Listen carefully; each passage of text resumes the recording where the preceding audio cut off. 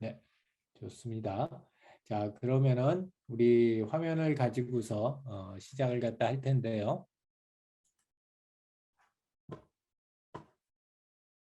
제가 여러분이 잘 보이게 일단 화면을 갖다가 좀 키우고요.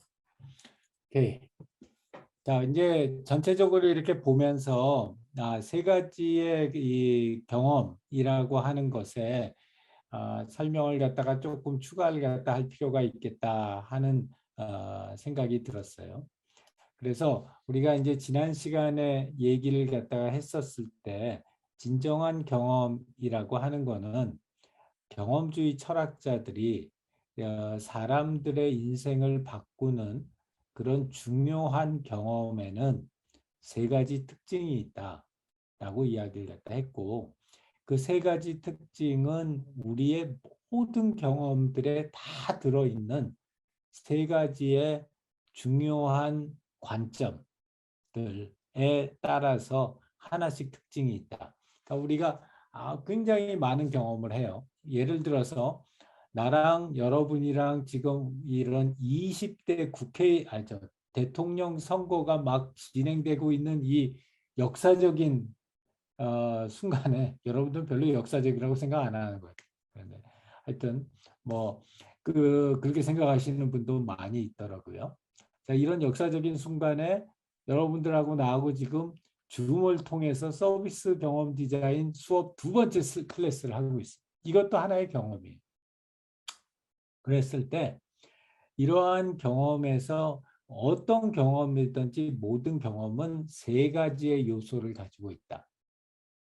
첫 번째 요소는 지각적인 요소, 두 번째 요소는 판단적인 요소 또는 인지적인 요소, 그리고 세 번째 요소는 구성적인 요소 또는 이 관계적인 경험, 이렇게 해가지고 이런 세 가지 요소들을 가지고 있다라고 하고, 그 각각의 요소들마다 갖추어야 할 특징이 있는데, 그런 특징들을 갖다가 가리켜서 우리가 각각 이런 진정한 경험의 조건들이라고 얘기를 했던 거죠. 그래서 우리가 그 첫 번째 경험으로 이야기했던 경험의 요소가 지각적인 경험이었고, 그 지각적인 경험에서는 우리가 지각적인 경험이라는 것은 어떤 사람의 판단이 들어가지 않고, 그리고 다른 사람들과의 또는 다른 사물들과의 관계를 설정하지 않는 상태에서 그냥 보고 듣고 냄새 맡고 하는 이런 어떤 지각적인 활동을 통해서 하게 되는 경험들, 그런 경험들을 우리가 지각적인 경험이었다라고 얘기를 갖다 했고, 그런 지각적인 경험에서의 가장 중요한 파라메타는 여기에 있는 실제감이라는 거였어요. 그래서 그 실제감이라고 하는 거는 sense of presence다. 실제로 그 대상이, 우리가 경험하는 대상이 얼마나 실제로 존재하는지를 갖다가 알아보는 거고, 그 다음에 두 번째 우리는 fulfilled였고, 이 fulfilled라고 하는 조건은 판단적인 경험의 속성에서, 그런 판단적인 경험이라는 건 뭐냐? 내가 어떠한 경험을 했었을 때 그게 나한테 유용하냐, 또 가치가 있냐 없냐를 판단하는 거. 그게 이제 우리가 판단적인 경험의 속성이라고 얘기를 했어요. 그래서 우리가 예를 들어서 지금 이제 여러분하고 나하고 이렇게 수요일 날 투표 날 오후에 3시간 동안 이렇게 같이 수업을 할 텐데, 과연 이 수업에 참여하는 것이 나한테 가치가 있을까? 과연 이 수업을 가리키는 것이 나한테 어떤 가치가 있을까? 그런 측면에서 이 경험, 여러분들하고 하는 이 3시간짜리 수업의 경험을 생각을 해보는 거예요. 그랬을 때 이러한 경험에서 가장 핵심적인 파라메타는 기인점이라고 하는 거예요. 기인점이라고 하는 거는 locus of causality, LOC라고 하는 거고, 이 기인점이라는 거는 뭐냐면 네 탓이냐 내 탓이냐. 그렇게 했었을 때 이 수업이 가치가 있었는데 그 이유가 서연이가 내 스스로 너무 집중을 잘해서 이게 가치가 있었다라고 하면은 그게 내재적인 가치인 거예요.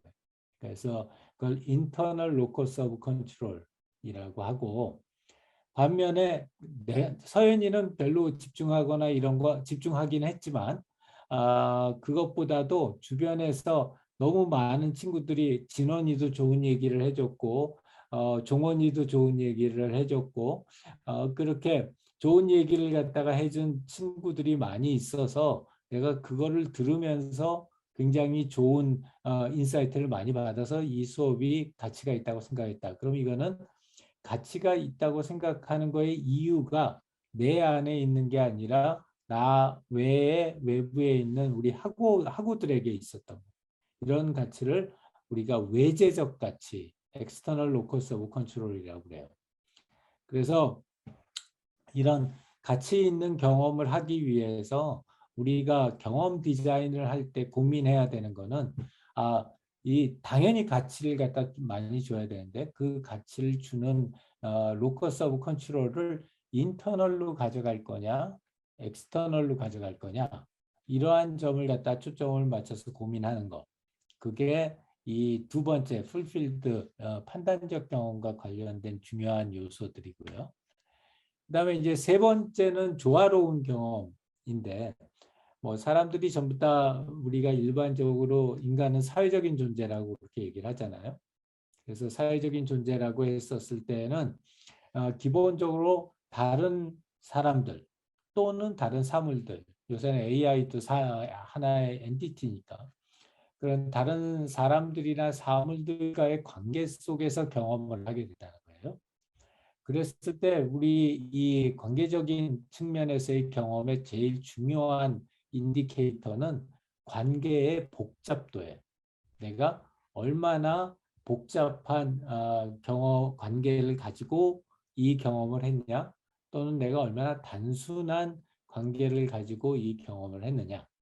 무조건 관계의 복잡도가 높다고 좋은 것도 아니고 무조건 낮다고 좋은 것도 아니에요. 우리가 제공하려고 하는 서비스의 특성에 맞춰서 가장 적절한 형태의 이 관계의 복잡도를 갖다 제공해 주는 거죠. 예를 들자면 지금 현재 이 수업상에서 보게 되면 한 30명의 지금 학우들이 다 이 수업을 들어와 있고 그 학우들이 다 여러분들이 하는 이야기를 다 듣고 있어요. 그러면은 이 실제 관계의 밀도도 굉장히 높고 그 다음에 이 각각의 사람들과의 강도도 되게 높아요. 그렇기 때문에 이런 경우는 복잡도가 굉장히 높은 거예요. 반면에 한 사람하고만 굉장히 강도가 깊은 연애 관계라든지 또는 여러 사람들이 관계를 맺고 있지만 그 관계의 강도가 그렇게 높지 않은 경우 그런 경우는 우리가 이 관계의 복잡도가 그렇게 높지 않다라고 이야기를 갖다 합니다. 그래서 이렇게 세 가지의 경험, 항상 모든 경험은 지각적인 경험, 판단적인 경험, 관계적인 경험이 있고 그 각각의 경험에 있어서 지각적인 경험인 경우는 실제감이라는 거, 판단적인 경험은 기인점이라는 것, 그 다음에 세 번째 관계적인 경험에서는 복잡도, 이러한 것을 우리가 조정해 가면서 새로운 경험을 줄 수 있는 서비스를 만드는 것. 그게 서비스 디자인이에요. 서비스 경험 디자인이라고 하는 경우는 결국은 사람들에게 이런 지각적인 경험, 판단적인 경험, 그리고 관계적인 경험을 어떤 수준에서 줄 거냐. 다시 얘기하면은 실제감과 기인점과 그 다음에 관계의 복잡도를 어느 정도 수준에서 우리가 결정해 줄 거냐 하는 게 철학자들이 얘기한 진정한 경험에 대한 철학적인 접근이에요. 이론적인 접근이죠. 그래서 이제 이런 이론적인 배경을 가지고 우리가 한 학기 동안 그렇다면은 진정한 경험을 주는 서비스를 디자인한다는 것은 어떠한 목표를 가지고 어떠한 절차에 따라서 무엇을 제공해 줄 것인가를 고민하게 될 거예요. 그래서 이제 그런 이론적인 배경을 가져가기 위해서 우리가 지난 시간, 이번 시간 이렇게 이야기를 했고요. 자, 그렇다면은 이제 우리 진정한 경험을 한 단어로 표현하는 건 우리가 앞에서 이미 많이 했기 때문에 뭐 팀별로 토의를 갖다가 더 해도 좋고 패스해도 괜찮아요. 이제 두 번째 걸 갖다 한번 보면은 우리가 유용성, 사용성, 감성, 의미성 이렇게 네 가지의 요소들을 이야기를 했는데 우리가 지난 시간에 그 디지털 헬스 서비스에 대한 설명을 갖다 좀 했었어요. 그 디지털 헬스 서비스라고 하는 거는 IT 기술과 사람들의 헬스, 이 의료 기술이 합쳐져서 새로운 어떤 서비스를 만들어낼 때 그걸 갖다 우리가 디지털 헬스 서비스다라고 이야기를 했는데 그렇다면은 이런 디지털 헬스 서비스에서는 이 유용성, 사용성, 감성, 의미성 중에서 과연 어떤 것이 상대적으로 제일 높을까? 그리고 그거에 대한 그게 제일 중요성이 높다는 걸 잘 반영하는 실제적인 디지털 헬스 서비스의 사례는 어떤 게 있을까?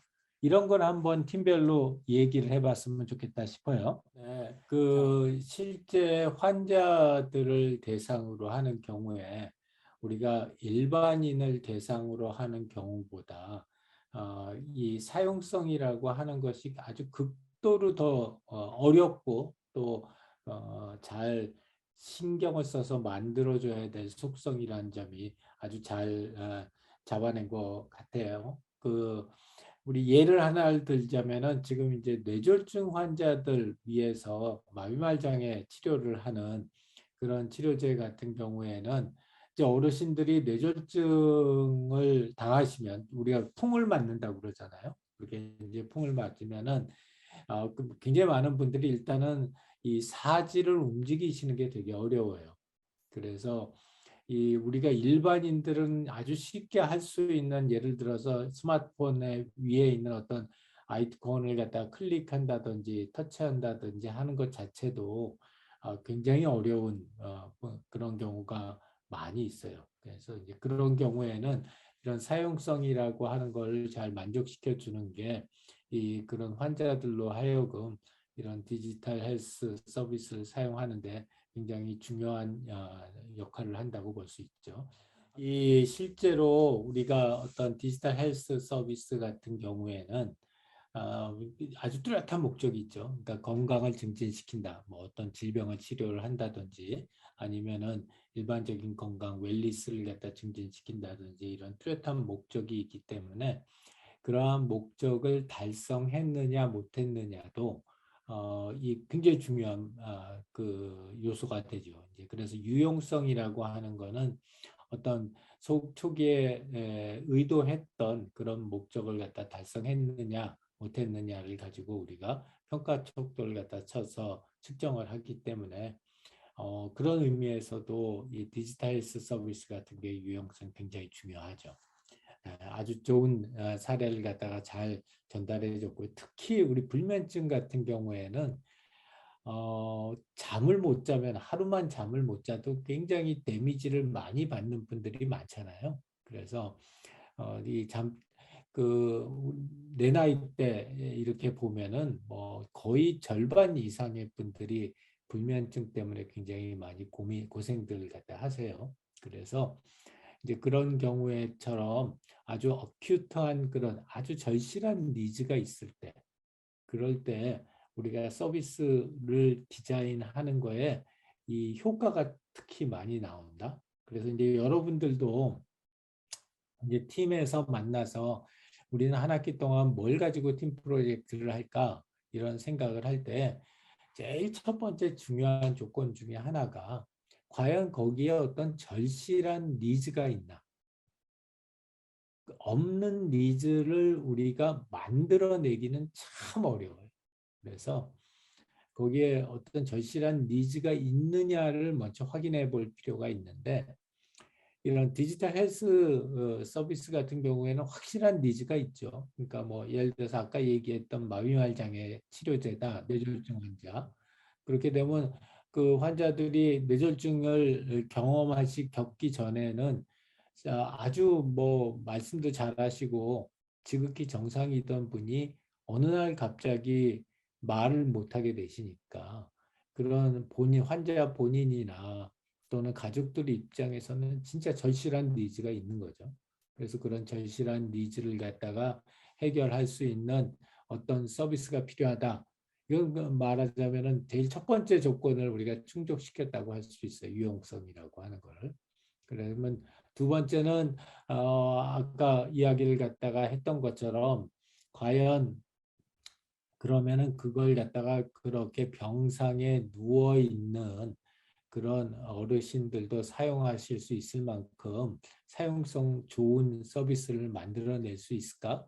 우리 아까 지수가 얘기했던 것처럼 그런 그 사용성이 좋은 서비스를 실제로 만들어낼 수 있느냐 하는 것도 굉장히 중요한 요인이 될 거예요. 그 외에 감성이나 또 이 의미성 같은 것들도 다 의미가 중요한 그게 있죠. 그러니까 뭐 예를 들자면은 이제 우리 하고 있는 지금 프로젝트 중에 하나가 노인성 난청을 치료하는 디지털 치료제를 지금 개발하고 있는데 이제 그랬을 때 보통 보청기를 사용하는데 난청인 경우는 근데 이 보청기가 워낙 가격이 비싸다 보니까 일반 사람들이 이렇게 선뜻 살 수 있는 그런 가격대가 아닌 거죠.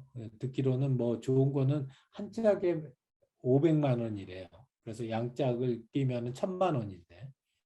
그래서 이제 그런 것들은 이 어르신들이 못 듣는 그런 거에 굉장히 큰 영향을 미치니까 그래서 그렇다면 이걸 갖다가 좀 더 싸게 우리가 일반 생활에서 사용하는 스마트폰을 가지고 그런 보청기를 대체할 수 있다면 그 충분히 사회적인 의미가 있다. 이런 것도 굉장히 중요한 조건이 되겠죠. 그래서 여기서 강조하고 싶은 것 중에 하나는 유형성, 사용성, 감성, 의미성이라고 하는 이 네 가지 조건은 모든 게 다 100% 맥시멈으로 다 좋아야 된다라는 건 아닌 거다 이거죠. 그러니까 해당되는 어떤 서비스에 따라서 네 가지 중에서 강조해야 될 포인트가 있고 또 상대적으로 안 중요한 건 아니지만 덜 중요한 것이 있을 수가 있다. 그래서 우리가 어떤 서비스를 디자인을 할 때는 해당되는 서비스의 특징에 따라서 이 네 가지 요소들 중에 어떤 것들에게 좀 더 초점을 맞춰서 진행을 할 거냐, 그런 건 시간과 노력을 갖다 드릴 거냐 하는 것들을 결정해야 될 필요가 있다. 이렇게 생각을 합니다. 자, 그래서 우리 개별 미팅, 팀별 미팅 브레이크아웃 세션 한번 가졌고요. 이제 우리가 남은 두 번째 세션에서는 굉장히 소프트한 얘기를 갖다 하려고 해요. 어떤 얘기냐면 이제 우리가 한 학기 동안 서비스 디자인에 대해서 배우고 실습을 할 텐데 그렇다면은 이런 서비스 디자인을 하는 사람들의 중요한 자질들 그리고 이런 이노베이티브한 역할을 수행하기 위해서는 어떤 우리가 기능을 해야 하냐 하는 것들에 대해서 한번 여러분들하고 이야기를 나눠보려고 해요. 자, 그래서 일단 이제 준비된 자료를 한번 화면 공유를 할게요. 잘 보이나요? 네, 좋습니다. 자, 그래서 우리 이제 서비스 디자인을 하고 그렇다면 이제 일반적인 디자인적인 사고 방식에 대한 이 디자인 띵킹이라고 하는데 그런 디자인적인 사고 방식에 대한 이야기를 먼저 하고요. 그 다음에 서비스 경험 디자인의 핵심적인 자질은 그 중에서 어떠한 것들이 있을까라는 이야기를 갖다 할 거고 그 다음에는 이 서비스 경험 디자인을 위해서 우리가 전문 분야, 어떤 분야들 사람들이 필요할까? 그리고 특히 이노버티브한 혁신적인 그런 서비스를 만들어내기 위해서는 어떤 역할을 하는 사람들이 우리 팀 안에 있어야 할까라는 점들을 갖다 우리가 이야기를 해보려고 그래요. 자, 그러면 이 얘기한 거는 어떻게 여러분들에게 다가갈 수 있냐면, 이제 우리가 요 두 번째 세션이 끝나면 여러분들의 팀을 빌딩하는 그런 시간을 가질 거예요. 그래서 지금 요 안에서는 각자 간단하게 본인이 어떠한 역할을 할 수 있는지, 팀 내에서, 그리고 어떤 서비스에 관심이 있는지, 그리고 우리가 생각하고 있는 이 서비스 경험 디자인의 핵심 자질을 우리가 팀으로서 어떻게 만들어 나갈 건지에 대한 이야기를 갖다 좀 할 수 있으면 좋겠다 싶어요. 그래서 어떻게 할 거냐면 요거에 대한 강의를 하고 브레이크아웃 세션을 가질 거예요. 그때는 팀으로 브레이크아웃 하는 게 아니라 여러분들 그냥 잠시 쉬면서 화장실 다녀올 사람 화장실 다녀오고, 그 다음에 나는 어떤 역할을 해야 될까? 이 10가지의 이노베이터의 역할 중에서 내가 잘 할 수 있는 역할은 어떤 역할일까? 그리고 두 번째는 여러분들이 그 서비스 경험 디자이너로서의 핵심 자질을 여러분들 팀에서 어떻게 더 배양할 수 있을까 하는 것들을 갖다가 개별적으로 생각을 해보고, 그 다음에 다시 우리가 세 번째 세션에서 만났을 때에는 여러분들이 생각한 거를 같이 나누는, 각 개인별로 생각한 거를 나누는 그런 시간을 가지려고 할게요. 자, 그래서 그리고 오늘 꼭 이 자리에서 팀을 다 빌딩하지 않아도 돼요. 그러니까 여러분들이 여기서는 그 여러분들의 생각을 같이 공유하고, 그리고 같이 이야기를 나누고 싶은 사람들을 발견하는 그런 시간이 됐으면 좋겠다 싶어요. 오케이. 자, 그래서 보통 우리가 일반적인 디자인 띵킹 그렇게 얘기를 하면은 크게 세 가지 측면을 얘기를 해요. 그 세 가지 측면이라고 하는 거는 첫 번째는 인지적인 측면, 그리고 두 번째는 행동적인 측면, 그리고 세 번째는 태도적인 측면. 이렇게 해서 크게 세 가지 측면에서 디자인적 사고, 디자인 띵킹이라고 하는 것이 어떤 특징 또는 사고를 가지고 있는지를 갖다가 우리가 이렇게 디파인을 갖다 많이 해놨어요. 그래서 뭐 그냥 읽어보면 알 정도로 사실은 이거에 대한 이야기들은 많이들 이야기를 했을 거예요. 디자인 띵킹이 어떻다. 그래서 이거는 꼭 뭐 미대를 다니거나 또는 꼭 그 디자인 공부를 하지 않았더라도 우리의 사고방식이 이러한 측면을 가져간다. 그러면은 우리는 그걸 갖다가 디자인 띵킹을 실제로 취득했고 그렇게 디자인 띵킹을 할 수 있는 능력을 가지고 있다. 이렇게 이야기를 갖다가 해요. 그래서 첫 번째 인지적인 측면이 있고, 두 번째 행동적인 측면이 있고, 그 다음에 세 번째는 태도에 대한 측면들이 있어요. 그래서 나는 개인적으로 사실 나는 디자이너가 아니에요.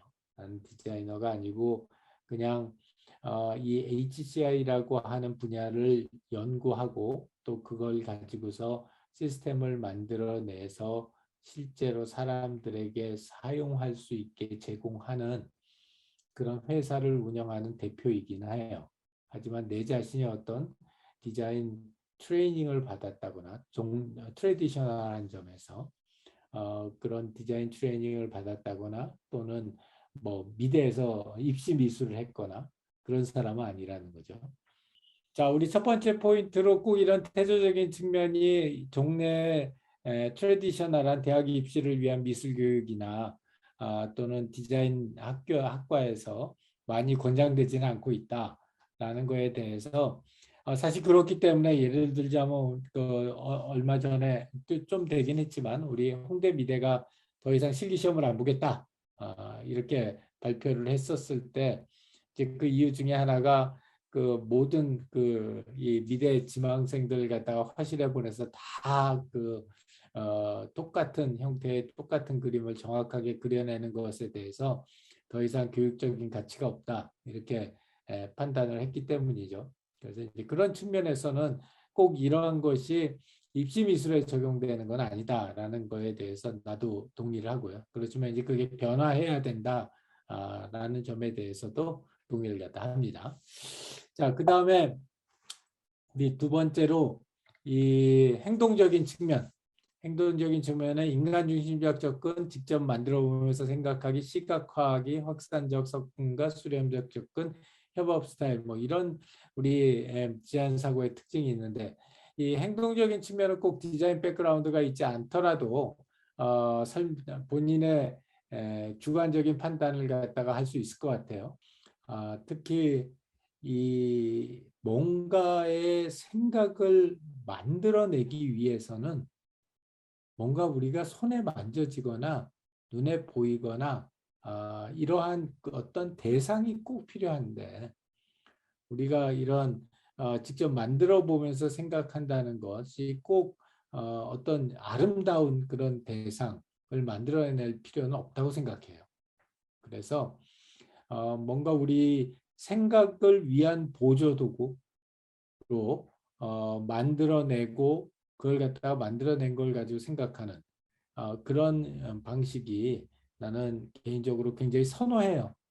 그래서 이 대학원에서 연구팀 미팅을 할 때에도 일주일에 한 번씩 이제 우리 연구팀 미팅을 하면 내가 제일 이렇게 즐겁게 보는 것 중에 하나는 그래서 우리 만들어 봤습니다. 그랬더니 사람들이 이렇게 반응을 하더라고요. 그래서 저희가 다음번엔 이렇게 다르게 만들어 봐야 되겠습니다.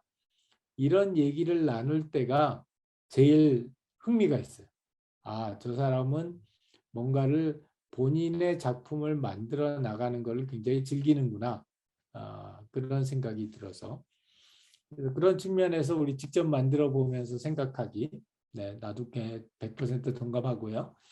자, 이번에는 이 네 가지 중에서 여러분들의 의견을 한번 물어볼게요. 세 번째는 인지적인 측면이죠. 그래서 인지적인 측면이라고 하는 우리가 어떠한 문제를 해결하고 현재 문제를 갖다 파악하는 그러한 방법들이 우리가 디자인적 사고의 특징들 중에서 인지적인 측면에서의 특징들이에요.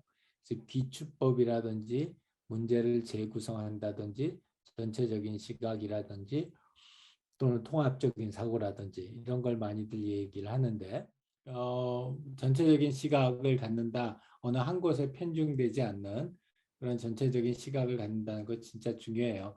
특히 이제 창업팀 같은 경우에 보통 그렇게 팀 사이즈가 크지 않아요. 그죠? 근데 뭐 물론 이제 처음부터 크게 시작하는 팀도 있지만 그럼 보통 한 두세 명, 세네 명이 이렇게 시작을 하는데 이제 그랬을 때 어떤 그 팀만의 굉장히 편협한 이런 시각을 가지고 문제를 보게 되면 그 문제의 본질을 갖다가 놓치는 경우가 되게 많죠. 그래서 처음에 이런 큰 그림을 그래서 현재의 상황이 어떻게 되는지에 대한 큰 그림을 파악하는 게 나중에 그걸 파악해 가지고 다시 잡기는 되게 어려운 일이기 때문에 이러한 것들을 갖다 파악하는 것 되게 중요하다 이렇게 생각을 합니다. 아주 잘 답변을 갖다 해줬고요. 자, 그래서 이런 인지적인 측면, 행동적인 측면, 태도적인 측면을 갖다 쭉 이야기를 했는데 이 중에서 이제 팀 브라운이라고 하는 디자이너가 있고 이 사람은 이제 디자인 대학 교수이기도 해요. 그래서 이 팀 브라운이라는 사람이 서비스 경험 디자인에서는 꼭 이 5가지 정도는 진짜 중요하다. 이렇게 이야기를 갖다 했어요. 그래서 이제 여러분들한테 내가 이 5가지는 앞에서도 다 항목에 있었던 것들이에요. 근데 이 5가지를 내가 여러분들한테 이야기하고 싶은 이유는 이제 여러분들이 팀을 빌딩하고 나면은 그 빌딩된 팀 안에서 이 5가지를 어떻게 항상 체크해보고 우리가 혹시 어떤 점에서 좀 미싱한 부분이 있지는 않나 하는 부분을 항상 셀프 체킹을 할 수 있도록 어떻게 하면 얘네들을 갖다가 증진시킬 수 있을까? 여러분들 팀에서 이제 새로 구성될 팀에서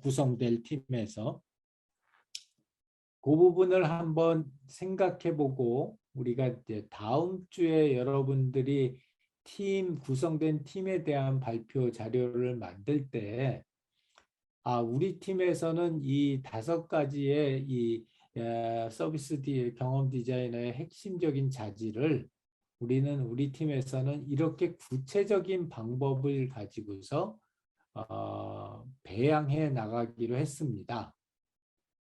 라고 여러분들 각 팀마다의 각오를 한번 말을 해줄 수 있으면 좋겠다 싶어요.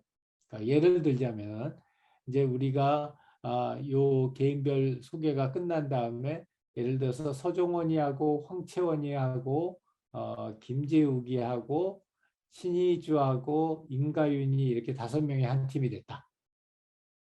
그러면은 이 5명 한 팀에서 우리 팀은 어떻게 empathy, integrative thinking, optimism, 그 다음에 experimentalism, 그 다음에 collaboration 이 5가지의 핵심 자질을 우리가 요번에 만든 팀에서는 이런 방법을 통해서 증진시켜 나가려고 하겠습니다.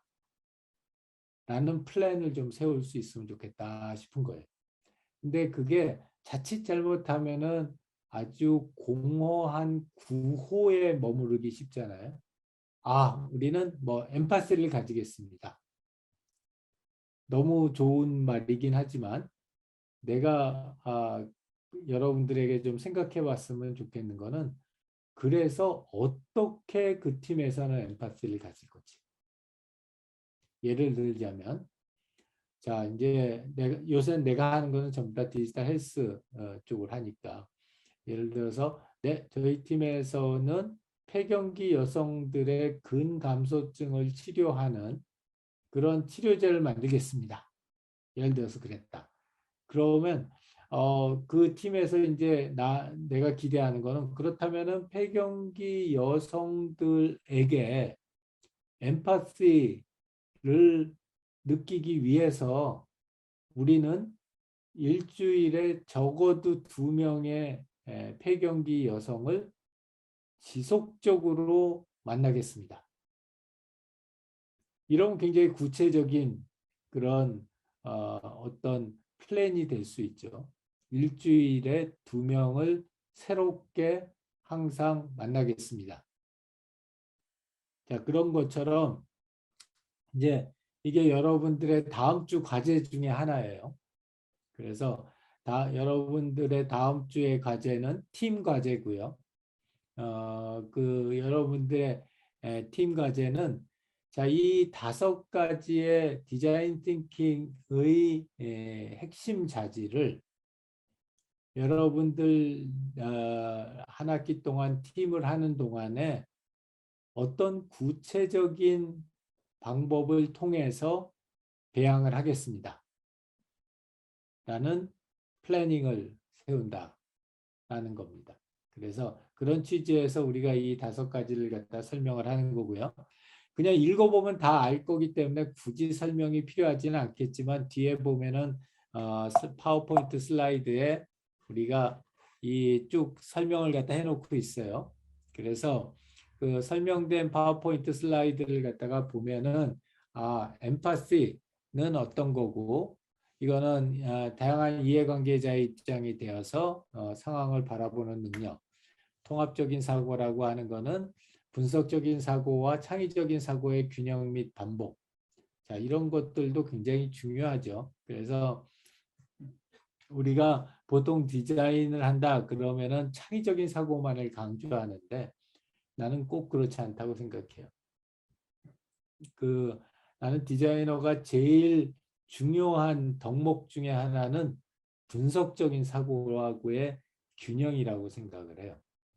그래서 나는 우리 제자들 중에 대학원 제자들 중에는 디자인 백그라운드를 가진 제자들이 많이 있는데 그런 디자인 백그라운드를 가진 제자들한테 수학 공부를 시켜요. 통계학 공부를 시키고 수학이나 통계학 공부를 갖다 시키고 이렇게 하는 이유는 수학이나 통계학을 배우는 것도 중요하지만 그걸 통해서 분석적 사고를 할 수 있는 능력을 필요로 해요. 한 20년도 전에 우리 연구실에 기가 막힌 디자이너가 그 대학원 공부를 한다고 들어왔어. 그래서 그 친구한테 굉장히 기초적인 통계를 가르쳐 줬어요. 근데 이 친구가 밥을 못 먹는 거예요. 너무 스트레스를 받아서. 이 생전 안 써본 SPSS라는 통계 패키지를 써서 어떤 숫자만 가득 차 있는 테이블을 갖다 보고 그걸 분석하는 능력을 배양을 하라고 했기 때문에 그 친구가 그림은 진짜 뭐 대한민국에서 몇 손가락 안에 들 정도로 여러 가지 막 그 경진대회에서 대상도 사고 금상도 타고 그랬던 친구고 또 우리 홍대 내가 아주 좋아하는 교수님 제자여서 이런 미적인 감각, 창의적인 사고 같은 건 진짜 뛰어났던 친구인데 이 숫자를 보면 경기를 하는 거예요. 근데 그런 것들이 나는 만약 디자이너가 패션 디자이너든 그 그래픽 GUI 디자이너든 숫자를 읽을 수 있고 숫자를 만들어낼 수 있으면 한 차원 더 높게 더 발전한다 이렇게 생각을 해요. 그래서 이런 통합적인 사고 능력 필요하고 아까 시스템 사고에 대해서는 얘기를 했죠. 360도 전방위적으로 사용자의 경험을 갖다 볼 수 있어야 한다. 그리고 실험주의, 실제로 점진적인 개선에 그치지 않고 과감한 시도를 하고 협업이라는 것은 한 명의 천재가 아니라 여러 명의 전문가들을 통해서 복잡한 문제를 해결하는 거죠. 자, 이건 뭐 여러분들이 전부 다 너무나 상식적으로 알 수 있는 것들이죠. 근데 내가 여러분들에게 생각해 보고자 하는 거는 얘네들을 구체적으로 여러분들 팀에서 어떻게 실현할 건지. 예를 들어서 실험주의다. 그러면 우리는 일주일에 한 번씩 새로운 기능을 만들어서 그 새로운 기능을 프로토타입화해서 실제 사용자에게 한 명씩 꼭 최소한 한 명의 사용자에게 테스트해 보겠습니다. 이렇게 얘기하면 이제 그거는 액셔너블한 플랜이 되는 거예요. 그냥 우리는 실험주의를 증진시키겠습니다. 이러면은 그건 액셔너블한 플랜이 아닌 거예요. 그래서 여기에 있는 이 5가지 핵심 자질에 대해서 여러분들의 팀에서는 어떻게 구체적인 방법으로 이 핵심 자질을 만들어 나가겠는지 그거에 대해서 한번 생각해 보는 게 첫 번째이고요. 이 핵심 자질이라는 거는 우리 디자인적인 측면에서 본다면은 두 번째는 이노베이터의 10가지 얼굴이 있어요. 이건 아마 여러분들 인터넷에서 쳐보면 굉장히 많이 있고 역시 우리 이 강의 자료에도 실제로 있는 그런 것들인데 이거의 의미는 뭐냐면 아까 협업과 관련된 건데 우리가 어떤 혁신적인 무엇인가를 만들어내려면 이런 다양한 역할을 하는 사람들이 다 모여 있어야 된다. 그래야지 이 혁신을 만들어낼 수 있다. 그러니까 혁신적인 서비스를 만들어낼 수 있다. 혁신적인 제품을 만들어낼 수 있다라는 거죠. 그런데 이 10가지를 한 사람이 자기 안에서 모든 10가지를 다 소화한다? 나는 별로 추천하지 않아요. 그렇게 되면 거의 정신분열증에 갈 확률이 되게 많아요.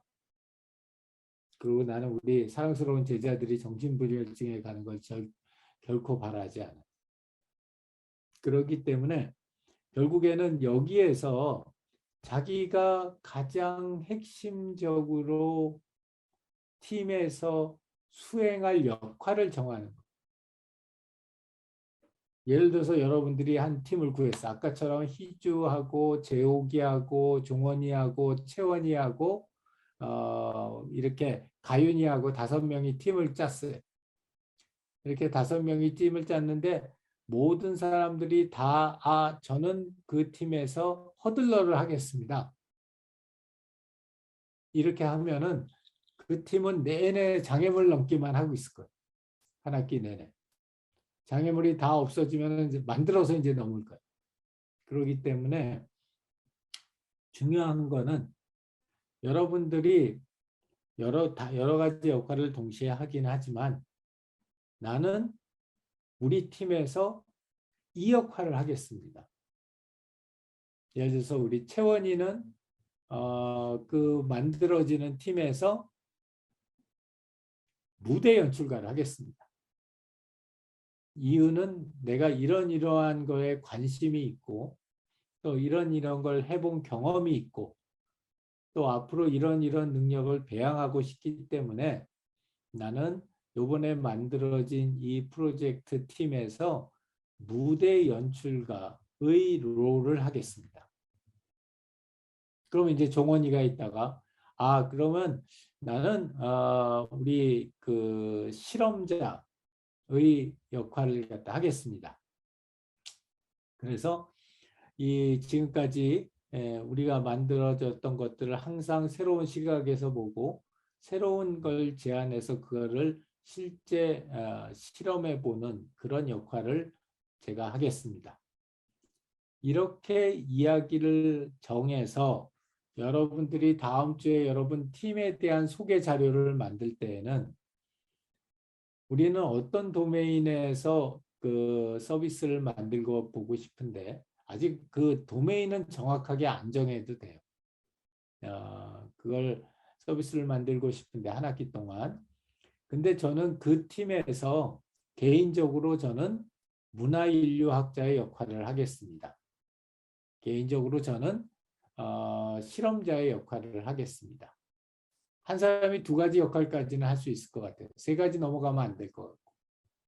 그래서 이렇게 봤었을 때 우리 팀은 해당되는 분야에 이런 다양한 역할을 할 수 있는 사람들이 모여서 한 학기 동안 충분히 의미 있는 그런 서비스를 만들어낼 수 있는 여건이 됐습니다. 라고 하는 거를 우리 이제 다른 학우들에게 발표를 할 거예요, 여러분들. 그래서 이제부터 만들어지는 팀에서 어떠한 역할을 할 것인가를 갖다가 보는 거고, 우리 엄청난 우리 어벤져스급 조교들이 내가 강의 시작하기 한 2시간 전에 이걸 한번 만들어 보면 어떻겠느냐 했는데 기가 막히게 이렇게 딱 만들었어요. 그래서 그게 뭐냐면 이 각각의 10가지 롤에 대해서 어떠한 역할이라는 것과 그 다음에 그 역할을 굉장히 잘 설명하는 비디오 클립을 하나씩 올려놨어요.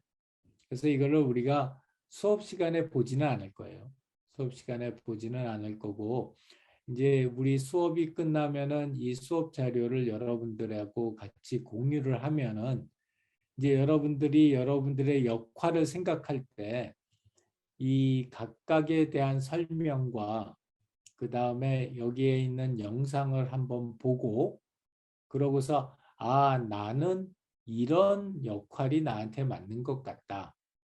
나는 이런 사전에 이런 준비가 되어 있고 그 다음에 나는 앞으로 이런 쪽으로 내 커리어를 좀 만들어 나갔으면 좋겠고, 또는 주변에서 그러는데 난 이런 거 굉장히 잘한다고 하더라.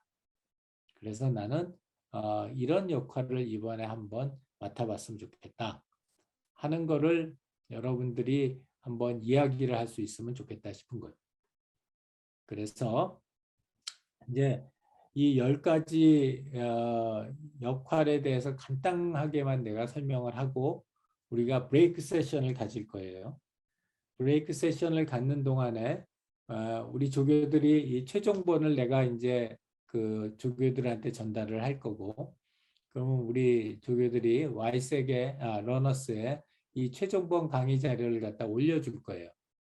그러면 그 최종본 강의 자료를 쉬는 시간 동안에 한번 보고서 나는 잠정적이지만 이런 게 난 자질이 잘할 것 같아. 뭐 이런 생각들을 갖다 한번 해볼 수 있으면 좋겠고, 그 다음에 우리 모여서 이야기할 때에는 이제 본인에 대한 소개하고 나는 이런 걸 갖다가 잘할 수 있을 것 같다.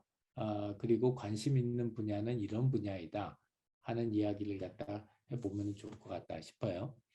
자, 그래서 이노베이터의 10가지 얼굴은 여기서 보는 것처럼 크게 3가지 카테고리로 나눠져요. 뭔가를 배우는, 발견하는 그런 퍼소나가 하나가 있고, 뭔가를 오가나이징하는 그런 퍼소나가 하나가 있고, 그 다음에 뭔가를 만들어내는 그런 퍼소나가 하나가 있다. 그러면은 이 각각에 대해서 3가지나 4가지 정도의 롤이 있죠. 그럼 여러분들이 팀을 짤 때에는 10가지를 다 커버할 필요는 없지만 이 3가지 범주는 다 커버가 돼야 된다. 즉 뭔가를 갖다가 배우는 역할, 그리고 뭔가를 조직하는 역할, 그리고 뭔가를 만들어내는 역할. 이런 역할은 그 커버가 돼야 된다. 여러분들이 팀에서 할 때. 그렇다면 예를 들어서 우리 종원이하고 채원이하고 남거리가 팀을 짰다. 3명이서. 그러면은 예를 들어서 종원이는 저는 러닝 퍼소나 중에서 익스페리먼터를 하겠습니다. 채원이는 저는 오가나이징 퍼소나 중에서 디렉터를 하겠습니다. 그러면 남거리는 저는 빌딩 퍼소나 중에서 익스피리언스 아키텍트를 하겠습니다. 이러면 비록 3명이지만 우리 이 10개의 이노베이터의 얼굴들 중에서 부족하지만 그래도 필수적인 조건들은 맞출 수 있다. 이렇게 생각을 해요. 자, 그래서 그 각각의 아이템들을 갖다 간단하게 설명하고 이제 우리가 브레이크아웃 세션을 가질게요. 쉬는 시간 참. 그래서 첫 번째가 문화인류학. 이거는 어떤 일에 대해서 효소적인 역할을 하면서 실제로 그런 상황을 관찰하고 호기심 많게 바라보는 역할.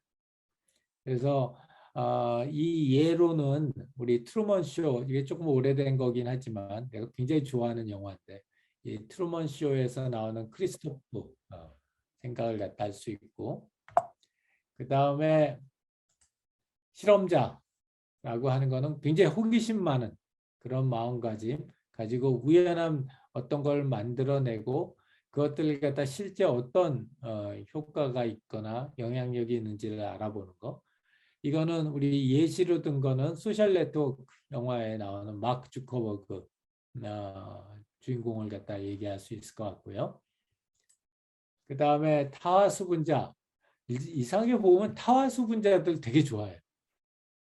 그러니까 이 타화수분자라고 하는 건 여러 가지 다른 영역, 여러 가지 다른 문화를 탐구하면서 그 안에서 통찰력을 발휘해서 이러한 다양한 분야를 연결시키는 역할.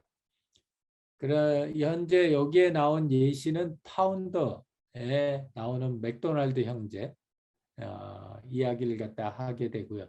이건 이제 전혀 다른 분야는 스피디 시스템이라고 하는 전혀 다른 분야에 있는 시스템을 이 레스토랑에 접목시켜서 그래가지고 맥도날드를 패스트푸드라고 하는 레스토랑 타입을 만들어냈다라는 거죠. 그래서 크로스 폴리네이터라고 하는 역할이고 결국 이런 역할을 하는 사람은 사실 다양한 분야에 대한 경험이 있는 사람이 좋겠죠. 그리고 그런 다양한 분야에 있는 경험을 통해서 접목을 시켜서 뭔가 새로운 아이디어를 만들어낼 수 있는 사람. 그다음에 허들러라고 하는 거는 우리가 어떤 이노베이션 가는 길에 많은 장애물들이 있는데 그런 장애물들을 극복하고 제거하는 그런 쪽에 재능이 있는 사람. 대표적인 케이스가 어벤져스에 나오는 우리 아이언맨 이야기를 할 수 있을 거고 컬래버레이터 같은 경우에는 다양한 집단을 하나로 묶고 또 그 집단의 중간 지점에서 지휘를 하며 새로운 그런 역할을 만들어낼 수 있는 역할. 그래서 예시는 어벤져스에 있는 블랙 위도우 같은 사람의 역할일 거고 디렉터라고 하면 재주 있는 사람들 하나로 모아서 그들에게 창의적인 재능을 이렇게 불피울 수 있는 그런 걸 도와주는 사람. 그래서 어벤져스에 나오는 캡틴 아메리카 같은 사람 이런 사람의 역할을 갖다 할 거고 익스피리언스 아키텍트 같은 경우에는 실제로 고객들의 아주 그 근본적인 그런 욕구나 잠재된 욕구를 갖다가 충족시켜 줄 수 있는 그런 경험을 만들어낸 사람 이고요. 그 여기서 이제 배트맨에 나오는 조커 얘기를 갖다 해서 이건 나쁜 의미에서의 굉장히 그 대단한 경험 건축가다 그랬죠. 그래서 무대 연출과 이노베이션 팀원들이 최선을 다할 수 있도록 무대를 만들어주는 역할. 여기서는 인셉션에서 나오는 아리아드네 같은 역할이고 그 다음에 그 다음에 케어기버 역할. 그래서 단순한 서비스를 넘어서 고객들을 관리해주는 역할을 하는 것. 이거는 DP에서 나오는 DP죠. 그러니까 그 역할을 할 수 있다라고 얘기를 하고 그다음에 스토리텔러는 인간의 어떤 기본적인 가치를 알려주고 그런 특정 문화의 장점을 강조하는 이런 형태의 어떤 이야기를 만들어내서 그걸 통해서 내면적인 어떤 스피릿이나 외부적인 이런 퍼블리시티를 높여주는 그런 역할을 하는 그런 사람들이라고 할 수 있을 것 같아요. 그래서 요 10가지 역할은 뭐 나중에 이제 우리가 수업 끝나고 나서 여러분들이 다시 찬찬히 한번 생각해 볼 수 있는 시간이 있을 텐데 그 전이더라도 지금 이렇게 간단히 보면서 나는 왠지 저 역할에 잘 꽂힌다 하는 이야기를 갖다 할 수 있으면 좋을 것 같다 싶어요. 자, 여기까지가 이제 우리가 이번 주 강의 자료로 준비한 상황이고 지금 서부터 시작해서 6시 현재가 2분인데 여러분들이 6시 12분까지 10분 동안 휴식하면서 화장실도 다녀오고 여기에 있는 10가지 그 퍼소나에 대한 내용들을 갖다 한번 간단하게 퀵하게 보고 나는 이런 역할 잘할 것 같아. 그런 생각들을 한번 해보고 다시 만났을 때는 각 개인별로 간단하게 자기 소개하고 팀빌딩하는 그런 자리를 갖도록 하겠습니다. 자, 여기까지 해서 두 번째 세션 마무리를 갖다 하고요. 지금부터 10분 동안 휴식을 하고 강의 자료는 바로 우리 러너스에다 올릴게요.